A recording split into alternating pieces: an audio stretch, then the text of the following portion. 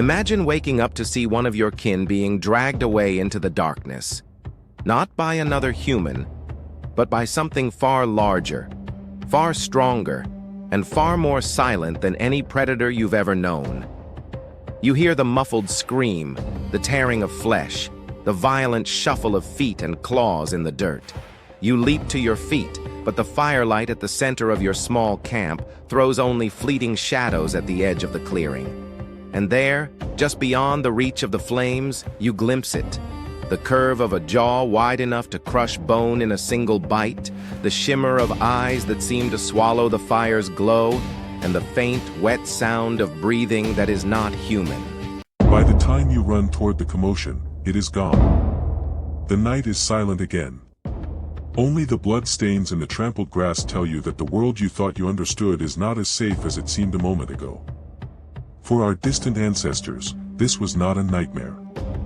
It was life. Long before cities and walls, before even the first villages, humans lived in a world where they were not at the top of the food chain. In that world, the predators were not the kind we fear today: wolves, bears, or the occasional big cat. These were creatures far larger, faster, and deadlier than anything we know now, animals with power and speed that modern humans could hardly imagine. And they did not hunt us by accident. We were prey. It might sound like something from myth, a story told around a fire to frighten children into staying close to camp, but the evidence tells us otherwise. Across continents, in caves, riverbanks, and open plains, archaeologists have uncovered human bones marked by deep, crushing punctures, gouges from teeth longer than a hand, and claw marks curved like sickles. Many of these marks are too large to have been made by any living predator. Others match no living species at all. One of the most haunting of these finds came from a muddy river terrace in what is now Java, Indonesia. There, beneath layers of sediment deposited over hundreds of thousands of years, researchers found the remains of ancient humans, not modern Homo sapiens, but their close relatives. The bones were not just broken, they were bitten.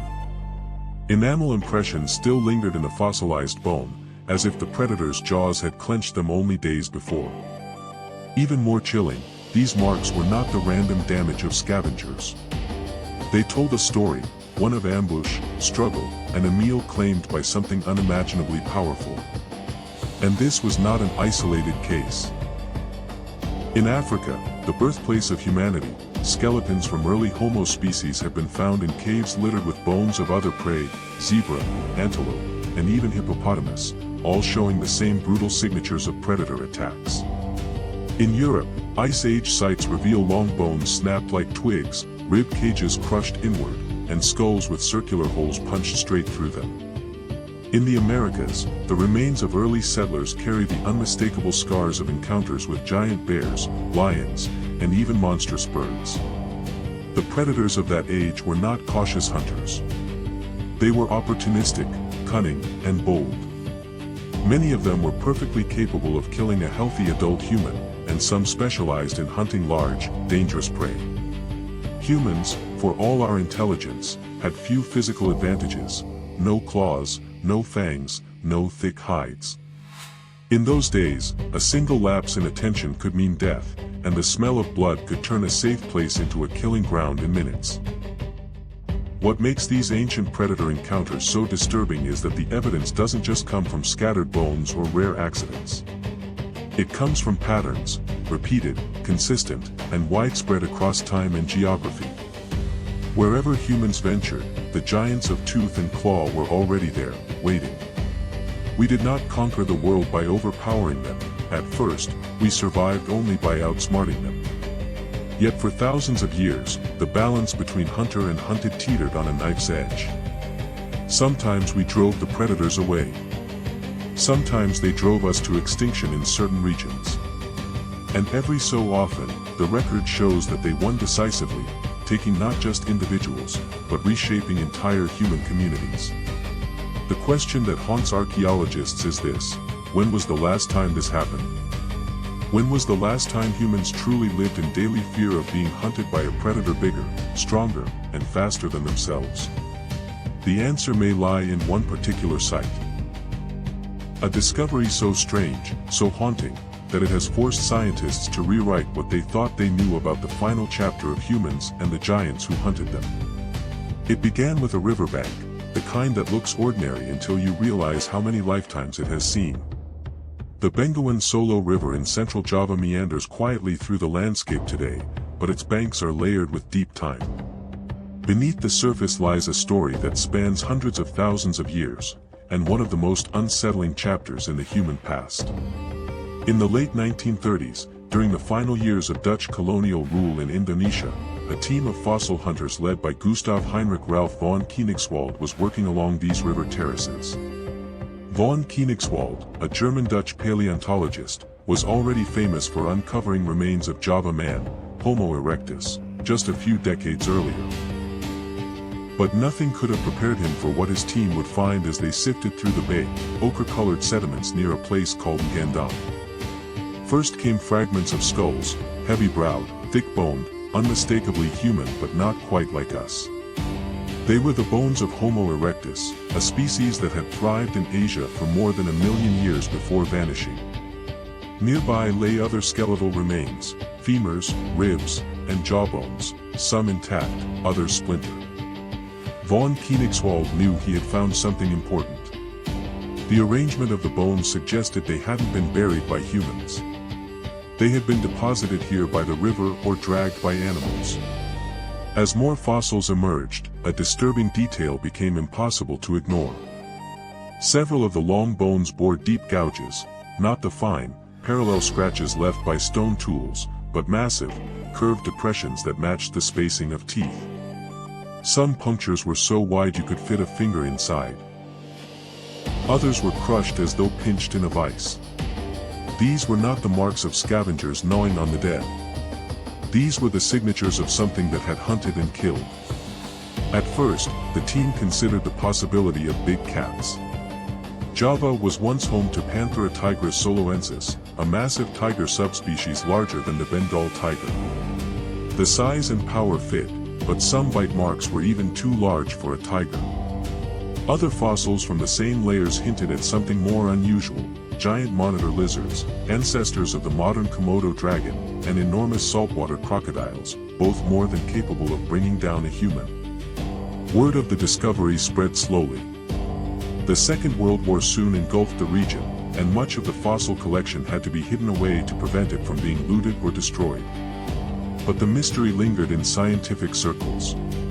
What kind of predator had been powerful enough to take down fully grown Homo erectus? And do it often enough for their remains to accumulate in one place? In the 1970s and 80s, renewed excavations at Ngandang brought the site back into the spotlight. Indonesian and international teams returned with better tools and more refined methods. They found not just human bones, but a whole spectrum of animal remains: water buffalo, deer, rhinoceros, and even elephants. Many of these, too, showed the same telltale bite marks. The predators here were not specialists, they hunted whatever they could overpower. Forensic analysis of the marks began to point in one direction. The gouges were consistent with the dentition of Crocodylus thorbjarnarsoni, a prehistoric crocodile species believed to have grown over 6 meters long. These reptiles could launch from the water with explosive force, clamping down with a bite strong enough to crush bone instantly. If a Homo erectus came too close to the river's edge to drink or fish, it would have had no chance. Yet the crocodile theory didn't explain all the evidence. Some of the marks came from land-based attacks, far from the water's edge. That's when the focus shifted to the giant monitor lizards of the Pleistocene, massive, venomous reptiles that could stalk prey overland and deliver a fatal bite before waiting for shock and infection to finish the kill. Combined with crocodiles, they formed a deadly partnership in the region's ecosystems. But the most chilling implication was this: Homo erectus wasn't just occasionally unlucky. The sheer number of individuals found at Ngandang suggested a pattern: repeated predation over generations. These predators weren't simply part of the background danger of the landscape. They were a consistent, lethal force that shaped how humans lived, traveled, and even thought. By the 1990s, the site had become a landmark in paleoanthropology. CT scans and microscopic analysis of the bite marks confirmed they were made on fresh bone, not long-dead carcasses. The damage was clean, sharp, and decisive, evidence of attacks that ended quickly. Ngandong became known as one of the few places on Earth where you could point to human fossils and say with near certainty, "Here, we were prey." Modern excavations have since refined the dating of the site to between 117,000 and 108,000 years ago, a period when Homo erectus was nearing the end of its long reign in Asia. The predators had not gone anywhere. In fact, they may have played a role in the species' disappearance from Java altogether. The riverbanks where they drank, the game trails they hunted, all of it had become contested ground. And in that contest, the giants often won. Even more unnerving is that Ngandong is not alone. Other sites across Africa, Asia, and the Americas tell similar stories, with different predators taking the starring role. In Africa, lions far larger than today's, along with saber-toothed cats and hyenas the size of bears, left their own scars on human bones. In North America, short-faced bears could run faster than a racehorse and swat a human's head clean off. In South America, terror birds with hooked beaks hunted like 2-meter-tall velociraptors. But Ngandong remains one of the clearest windows into the last age when humans, or our close relatives, lived with the constant knowledge that death could strike without warning from the dark or from the water's edge. It is here, among these river sediments, that the line between hunter and hunted is blurred beyond recognition. The question that hangs over the site is not simply what killed these people, but how they lived knowing it could happen at any moment. To understand that, scientists had to turn to the bones themselves, not just to see who died, but to reconstruct the moment of death, the behavior of the predators, and the strategies humans may have used to avoid them. And that brings us to the next step in the investigation, where the evidence is unpacked, analyzed, and laid bare, revealing just how calculated and terrifying these giant predators really were. The bones from Ngandong and other predator-linked sites tell their stories in silence, but to those trained to read them, the details are deafening. Each mark, each fracture, is a sentence in a record of violence.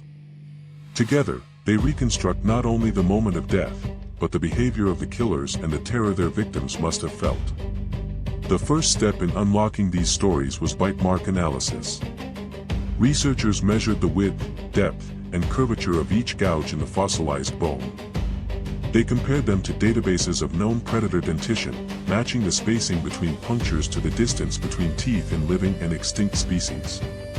It was here that the scale of the threat became impossible to ignore. On one Homo erectus femur, 2 deep punctures sat almost 8 centimeters apart, far too wide for any modern cat or wolf. The crushing force had collapsed the cortical bone inward, leaving telltale microfractures radiating from the wound. Only an animal with immense jaw strength could have done this. Measurements aligned with the bite profile of Crocodylus thorbjarnarsoni, the giant crocodile that once haunted Asia's waterways. With an estimated bite force exceeding 16,000 newtons, nearly 3 times that of a modern saltwater crocodile, it could have severed a human limb in a single snap.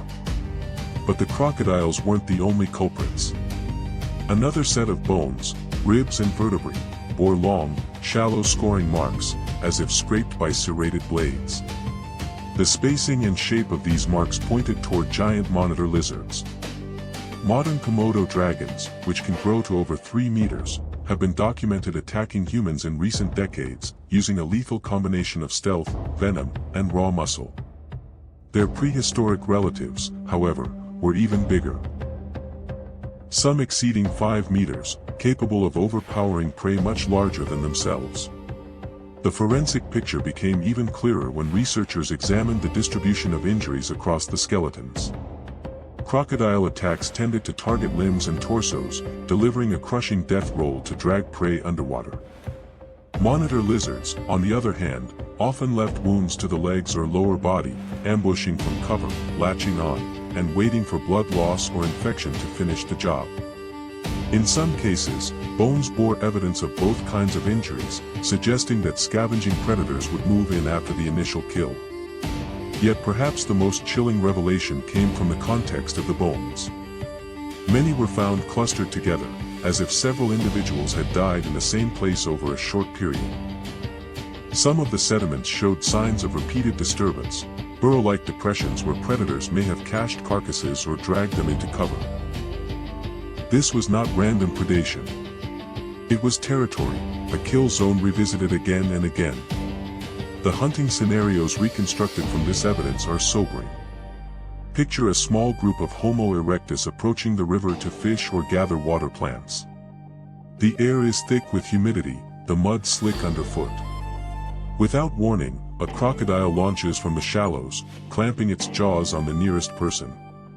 The water erupts into chaos, the victim's screams swallowed by the roar of splashing and the guttural hiss of the predator. In seconds, both disappear beneath the surface. On land, the danger is no less immediate. A giant lizard, its mottled hide blending perfectly with the undergrowth, lies in wait along a narrow game trail. It has been there since dawn, still and patient. When a human passes within range, it lunges, teeth sinking into flesh. Even if the victim escapes the first assault, the venom and bacteria carried in the bite will bring fever, weakness, and death within days. The predator need only follow the scent. These attacks were not just physical dangers, they were psychological ones. The omnipresent threat of predation would have shaped how humans moved, where they camped, and how they interacted with their environment. Archaeological evidence suggests that groups favored elevated positions for campsites, places with wide sightlines and defensible approaches. Fires were kept burning at night not only for warmth, but to deter predators. Spears and sharpened sticks were carried as a matter of routine, even on short trips from camp. But for all their vigilance, the numbers tell a grim truth. In regions like Ngandong, the predator-prey balance tilted heavily against humans. Juveniles and solitary adults were especially vulnerable, and the loss of even one member could cripple a small group's ability to survive. This constant pressure may have driven Homo erectus into more marginal habitats, away from prime hunting and foraging grounds, hastening their decline. Other sites reinforce this conclusion. In Africa, the Swartkrans cave in South Africa contains hundreds of early human bones mixed with those of large prey animals, all showing tooth marks from big cats and hyenas. In South America, fossilized footprints in the Pampas Plains tell the story of giant terror birds stalking mammals, and occasionally humans. In North America, Clovis-era camps show signs of conflict with short-faced bears, predators so fast and powerful that even armed humans were at risk. Together, these findings form a stark portrait of the last age when humans, and human-like species, were never truly safe. The predators were not mere background hazards, they were apex hunters, fully capable of killing us at will. And the evidence shows that they did, again and again. Yet the most disturbing revelation is still to come.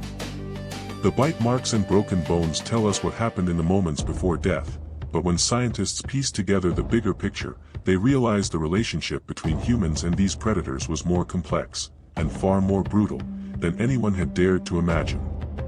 The truth that emerged from Ngandong, and from other predator-linked sites around the world, was not a tale of isolated incidents. It was the revelation of an entire system of predation, a way of life in which humans and their close relatives were not apex predators but part of the regular prey list for giants that ruled both land and water. The fossil evidence was clear: for Homo erectus on Java, and for other hominin species elsewhere, these encounters were not rare tragedies. They were routine, generational threats.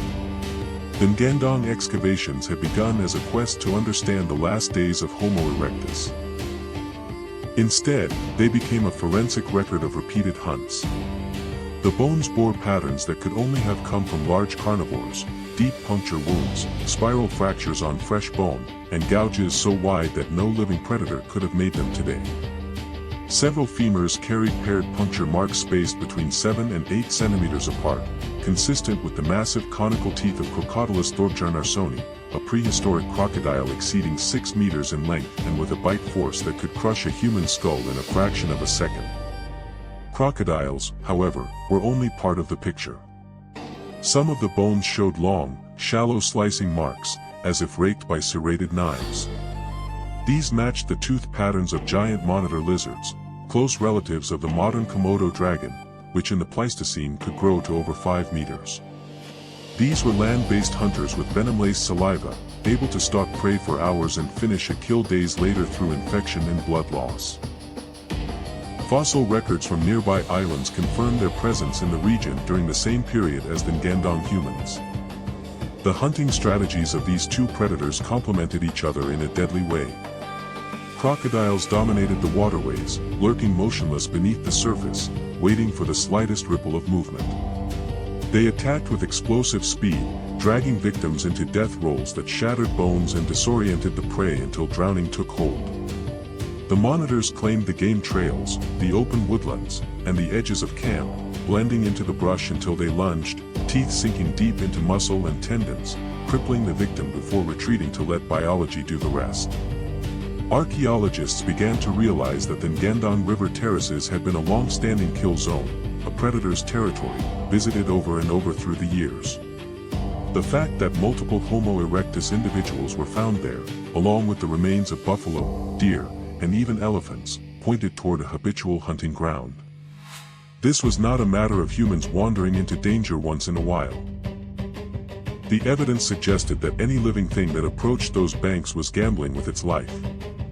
What made this even more chilling was the context of Homo erectus itself. This species had survived for well over 1 million years across Africa and Asia. They were skilled tool users, controlled fire, and likely cooperated in hunting. Yet here, in the closing millennia of their existence, they still faced predators that could end their lives in seconds. This was a predator-prey relationship that intelligence alone had not broken. And Ngandong was not unique. In Africa's Swartkrans cave, hominin skulls from nearly 2 million years ago bear deep punctures from big cats, most likely giant leopards or saber-toothed cats, with holes in the cranium roof matching the width and curvature of their canines.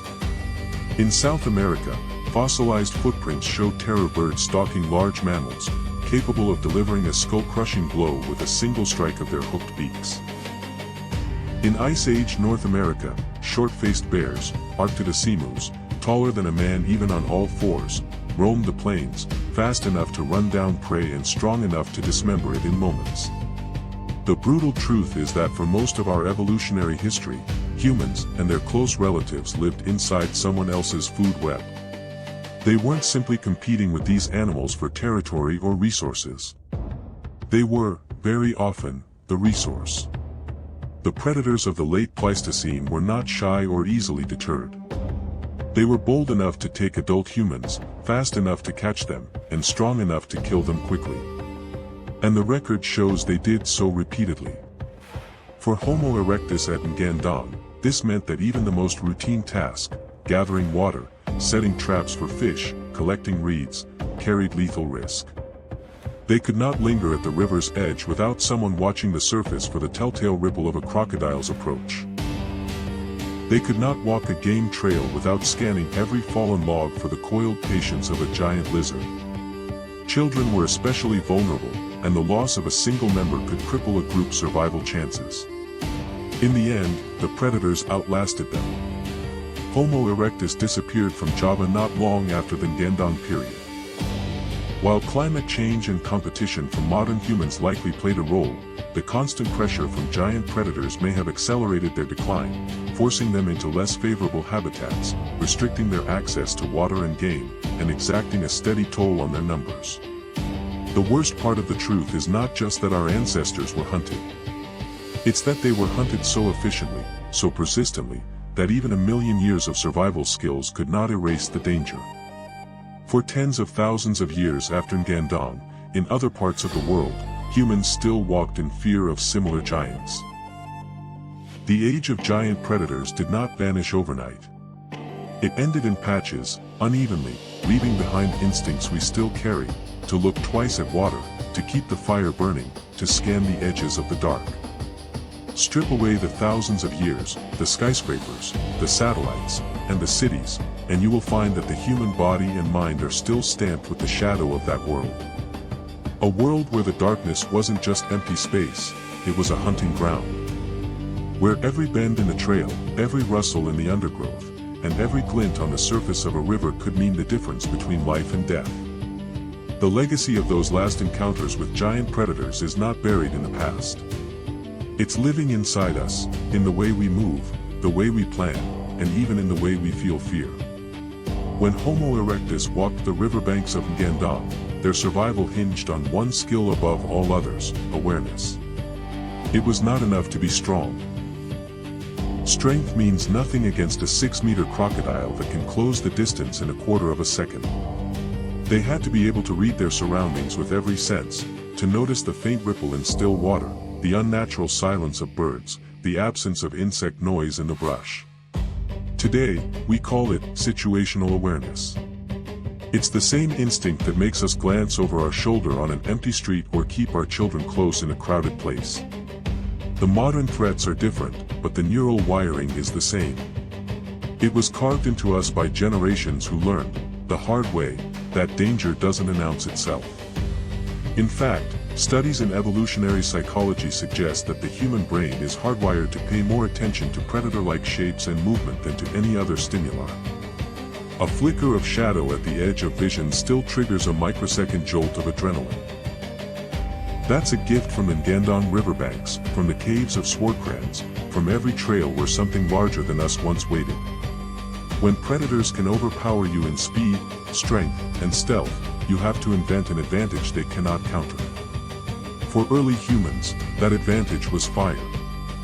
It wasn't just a tool for cooking or warmth, it was a declaration of ownership over space. A campfire on an open plain was a message written in flame: this is our ground tonight. Predators have an instinctive wariness of firelight. The flickering glow, the heat, and the smoke make it unpredictable. Crocodiles stayed in the water, lions kept to the shadows, and even giant lizards preferred to wait until the flames burned low. That's why anthropologists believe early humans kept fires burning all night, even when it meant extra labor to gather fuel. It wasn't comfort, it was security. That habit, passed down through tens of thousands of years, may explain why even in modern cities we feel more at ease in well-lit spaces, and why darkness still carries a quiet undercurrent of tension. The sharpened stick, the stone-tipped spear, the weighted club, these were the equalizers. Against a predator with claws the size of knives or a bite that could crush bone, distance was survival. The earliest hunting weapons weren't designed only for bringing down game. They were for keeping danger away from the body. Ngandong's Homo erectus would have carried spears to the river just as routinely as we carry phones or keys today. Not because they intended to fight, but because they couldn't afford not to. And when the predator was faster, longer reach was the only advantage. This relationship between danger and invention is written all over human history. The otlotl extended the arm. The bow extended the range. The trap extended the hunter's presence into places they couldn't safely go. Even now, when the predators are more often mechanical than biological, we create extensions, security cameras, alarms, barriers, that serve the same purpose. Fear has a bad reputation in the modern world. We think of it as something to conquer or suppress. But in a predator's world, fear was a map. It told you where not to go. It told you when to leave. It told you when to keep silent. Our ancestors didn't survive because they were fearless. They survived because they listened to fear. A crocodile attack didn't just remove a life, it rewrote the group's mental geography. That riverbank was no longer just a riverbank, it was a place with a memory, a warning encoded in story. Anthropologists have traced certain avoidance myths in indigenous cultures back to very specific predator dangers. Tales of water spirits that drag people down, or shadow beings that follow lone travelers, often line up eerily well with real predator behavior. These weren't superstitions in the beginning. They were safety instructions dressed as story. Could it happen again? In a way, it already does.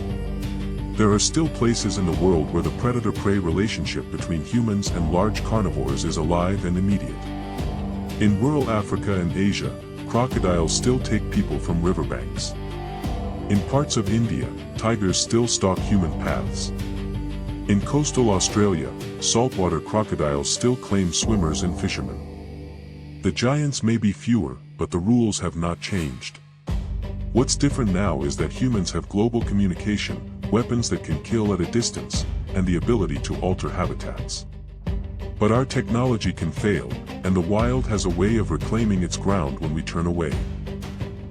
Climate change, habitat loss, and the shifting ranges of predators could bring us into closer contact again with species that have not forgotten how to hunt us. The truth is that we are still living with the echoes of that last age of giants. We walk in their shadow without knowing it, when we keep the light on at night, when we scan a dark street, when we choose to sit with our backs to a wall in a crowded room. The last time humans faced giant predators was not just a moment in prehistory. It was a shaping force. It molded the way we think, the way we protect each other, and the way we tell stories about danger. And it left us with instincts that still whisper to us in the quiet moments. Stay together. Keep watch. Respect the dark. If this shocked you, wait until you see the next prehistoric mystery. It's even darker. Like, subscribe, and tell us in the comments if you think this could happen again. What you just watched wasn't just history. It was a voice that refused to be forgotten. And there are so many more waiting to be heard. So if you felt something today, if the past reached out and touched you, then don't let it fade.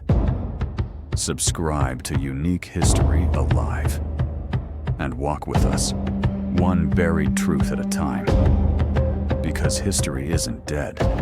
It's just been waiting for someone like you.